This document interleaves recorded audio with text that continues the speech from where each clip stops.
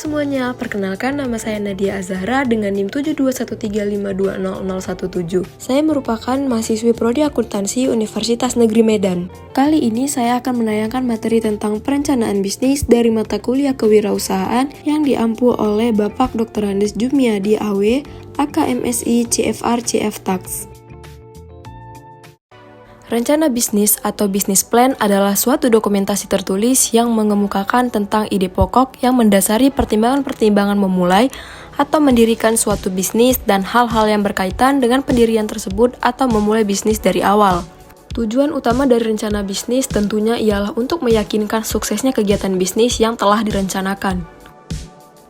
Selanjutnya adalah tipe-tipe perencanaan bisnis. Yang pertama itu ada perencanaan operasional, di mana perencanaan ini dapat memberikan gambaran yang jelas tentang bagaimana perusahaan itu berjalan. Tetapi ini dapat mengganti perencanaan tersebut apabila hasil yang diberikan itu kurang efektif. Yang kedua adalah perencanaan strategis, di mana tipe perencanaan ini juga krusial karena bisa menentukan keputusan untuk jangka waktu yang panjang, seperti nilai-nilai perusahaan, visi dan misi perusahaan, dan lain sebagainya. Yang ketiga adalah perencanaan taktis. Tipe perencanaan taktis ini berguna untuk merealisasikan sebuah strategi usaha yang telah direncanakan sebelumnya. Contohnya yaitu strategi pemasaran. Dan yang terakhir adalah perencanaan jangka panjang. Sesuai dengan namanya, perencanaan ini berguna untuk rencana usaha untuk jangka waktu yang lama ataupun lebih dari 1 tahun. Tujuan dari perencanaan jangka panjang ini yaitu untuk memproyeksikan keberhasilan dari sebuah perusahaan dalam skala lebih besar, seperti go internasional ataupun mencapai IPO. Prinsip-prinsip perencanaan bisnis. Prinsip perencanaan bisnis adalah pedoman yang harus ditaati oleh setiap wirausaha yang ingin merancang dan menjalankan bisnisnya dengan baik. Prinsip-prinsip ini bertujuan untuk memastikan bahwa perencanaan bisnis itu telah sesuai dengan tujuan, sumber daya, pasar, dan juga lingkungan bisnis. Adapun prinsip-prinsip perencanaan bisnis yang pertama ialah perencanaan usaha harus dapat diterima oleh semua pihak. Yang kedua, perencanaan usaha harus fleksibel dan realistis. Yang ketiga, perencanaan harus mencakup seluruh aspek kegiatan usaha. Dan yang keempat adalah perencanaan usaha harus merumuskan cara-cara kerja usaha yang efektif dan efisien. Komponen perencanaan bisnis. Di dalam menyusun rencana bisnis, terdapat sejumlah komponen penting yang harus dimasukkan. Adapun komponen perencanaan bisnis yang pertama ialah identitas perusahaan dan visi misi. Kita sangat perlu memasukkan identitas seperti nomor akta pendirian, izin, nama pendiri, dan lain sebagainya. Mencantumkan ini sangatlah penting untuk dilakukan agar pembaca dan investor mengetahui kalau bisnis kita itu sangat dilindungi oleh hukum. Yang kedua ialah gambaran umum bisnis.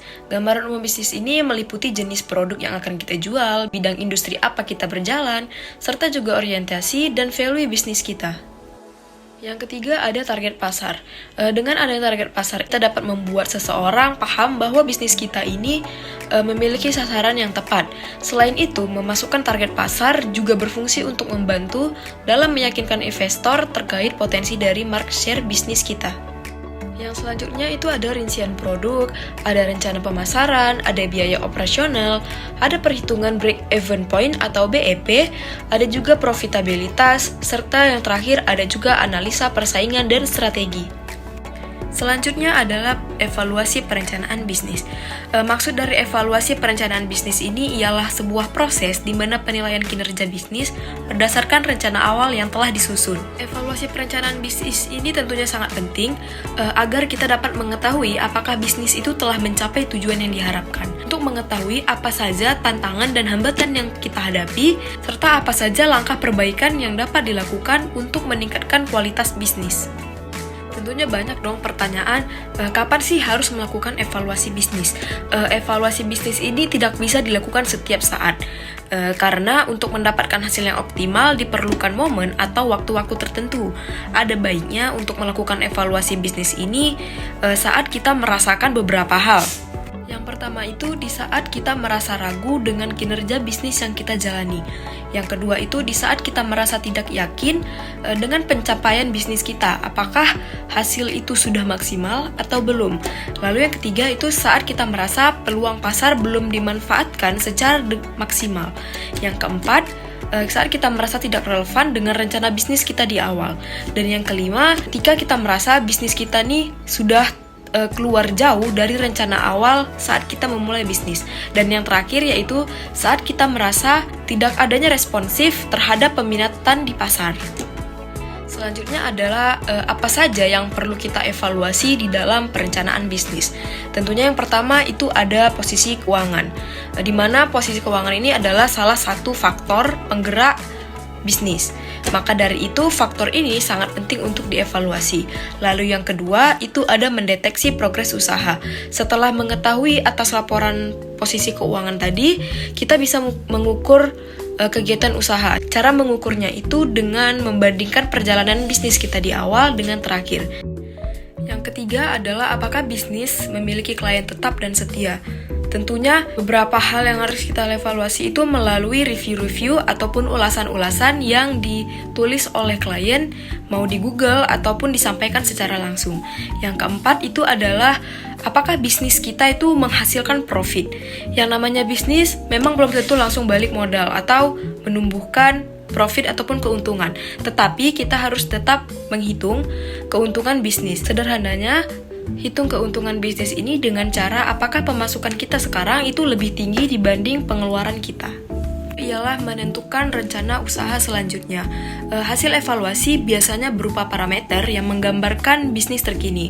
Oleh karena itu, parameter ini juga digunakan untuk merencanakan target pertumbuhan usaha selanjutnya. Dan yang terakhir itu adalah keterampilan karyawan. Memiliki karyawan dengan keterampilan yang tepat dapat membantu kita sebagai usahawan agar lebih cepat dalam mencapai tujuan bisnis. Kita juga bisa menjalankan perencanaan pelatihan dan pengembangan untuk karyawan di perusahaan ataupun di usaha yang kita sedang jalani. Selanjutnya adalah metode evaluasi bisnis. Ada berbagai macam metode yang bisa kita lakukan untuk mengevaluasi bisnis. Di antaranya ialah membuat daftar pertanyaan untuk menganalisis masalah yang ada, membaca laporan kinerja perusahaan, membuat diagram alir untuk mengidentifikasi risiko pada setiap tahapan bisnis, berinteraksi secara intensif dengan unit bisnis, melakukan studi banding, dan berbagi pengalaman dengan mitra eksternal, juga menganalisis kerjasama, serta menganalisis lingkungan sekitar kita. Sekian pemaparan materi dari saya. Saya memohon maaf jika masih banyak kekurangan ataupun kesalahan kata dalam penyampaian. Semoga apa yang saya sampaikan dapat bermanfaat untuk banyak orang. Terima kasih. Assalamualaikum warahmatullahi wabarakatuh.